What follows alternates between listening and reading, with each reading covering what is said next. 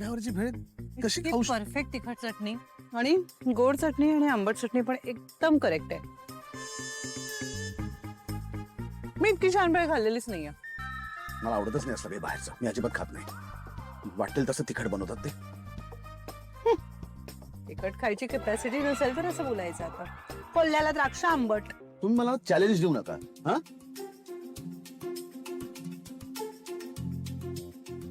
दिला चॅलेंज. मी खरंच खाऊ शकतो. मग खा.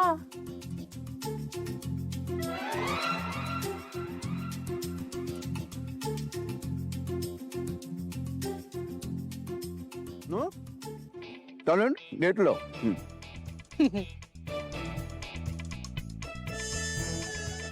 अरे बापरे, खरंच तिखट लागतंय की काय? पाणी प्या, पाणी.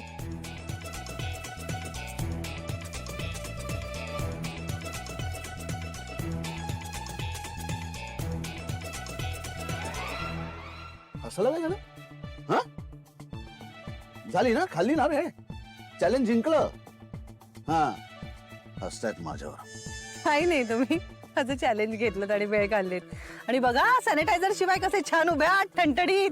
काही माणसांना आजकाल काही वाटतच नाही की एक माणूस आपल्या बरोबर आहे, जो उपाशी आहे, ज्याला भूक लागली होती म्हणून तो तुम्हाला इथे घेऊन आला. त्याच्यासमोर तुम्ही एकट्या खाताय. तो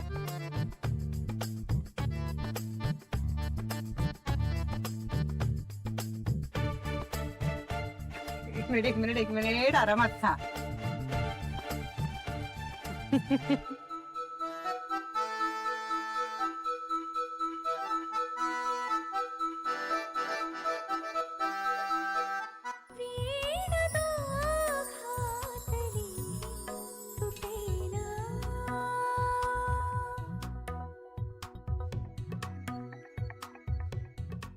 घ्या घ्या घ्या.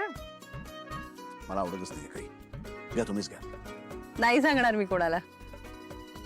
बरं मग मला खाऊ द्या म्हणून तरी घ्या. तुम्ही खा. ते अगं हो हो, पुढे तर बोल. काय झालं? एवढा घाम का फुटला तुला? बस बस आधी तू. काय झालंय? मी मी मी सांगेन ना, त्याच्यावर तुमचा खरंच विश्वास नाही बसणार. अगं सांगशील का आधी? मला खूप भयंकर स्वप्न पडलं आई. दिवसा झोपलं ना की अशीच स्वप्न पडतात भयंकर. आई मी कसं सांगू तुम्हाला? आई मला स्वप्नात दिसलं की आपल्या समोरचा खूप मोठा ऍक्सिडेंट झालाय. गप्पा बस. अभद्र काय बोलतेस असं? आई आई खरं सांगते, मी अंशुमनची शपथ घेते. मी मी हवं तर आधीराची शपथ घेऊन सांगते आई, खरं मला असं स्वप्नात दिसलं. मल्लिका, काहीतरी गडबड करतेस ग तू. तुम्हाला माहिती आहे ना, आपल्याकडे आधी पण असा एक खूप मोठा ऍक्सिडेंट झाला होता. त्यात समोरचे आई बाबा आणि माझे हे, त्यामुळे ती भीती आयुष्यभर माझ्या मनात बसली आहे. अशी भीती आहे ना, म्हणूनच ना तुला अशी स्वप्न पडतात. आई आई तुम्ही काय समजायचं ते समजा, पण मला खरंच खूप भीती वाटते. थांब जरा, मी ना फोन लावते पिंट्याला. स्वानंदी आणि समरला काही झालं नसतं. थांब. अगं दोघं ना मजेत असतील. मन चिंती ते वैरीनं चिंती. ऐकलंस ना तू? असं रिमोट लोकेशन शोधायलाच नको होतं, जिकडे नेटवर्क पण येत नाही आणि जिथे असे घाणेरडे रोड आहेत. ओ कोण, मी का असं केलं असेल यार? ऍक्च्युली मी हा हनीमून ट्रिपचा हट्ट जरायला नको होता, you know. This is all my fault.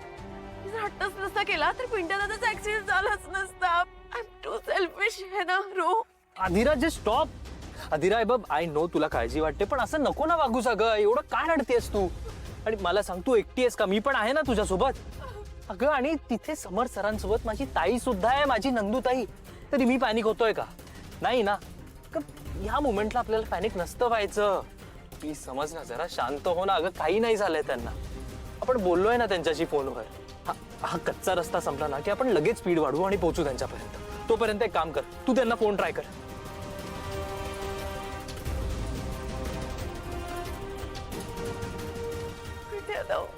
का लागत नाही आम्ही ठीक होत. Thank God. मला किती टेन्शन आलं होतं माहिती? पण तू इथे कसं काय? म्हणजे बिलीव्ह इट ऑर नॉट, मॉमलाच एक स्वप्न पडलं होतं. त्यात तुमच्या गाडीला ट्रकने धडक दिली आणि खूप मोठा ऍक्सिडेंट झाला. आणि कोइन्सिडेंस बघ ना, तुम्ही आजच ट्रॅव्हल करत होता गाडीतून. मॉम खूप घाबरली, रडायला लागली. मला म्हणली अंशू आत्ताच्या आत्ता जा आणि ते कुठे असतील त्यांना जाऊन बघ, त्याच रूटने जा. त्यात तुमचा फोन सुद्धा लागत नव्हता. मी खूप वेळा ट्राय केलं. शेवटी मी निघालो आणि तुम्ही इथे दिसलात. सगळं ओके आहे ना? ओके. कमालच आहे पण म्हणजे काकूंनाही अशी पूर्वसूचना मिळाल्यासारखंच होतं. अनबिलिव्हेबल आहे सर.